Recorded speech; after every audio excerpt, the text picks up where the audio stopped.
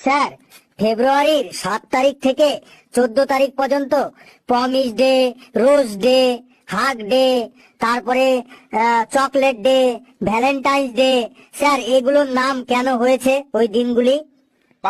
পড়া পারিস না, আবার এইসব দিন কেন হয়েছে সেটা জানতে এসেছিস? আমি জানি না।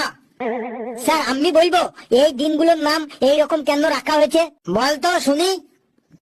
স্যার, যে দিনকে ছেলে মেয়েরা তাদের হাতে পায়ে ধরে যা খুশি মনে আসে তাই নিয়ে প্রমিস করে, সেই প্রমিস ভবিষ্যতে রাখতে পারবে কি না পারবে তা মাথায় থাকে না, কিন্তু প্রমিস করে দেয়, সেই দিনকে বলা হয় প্রমিস ডে।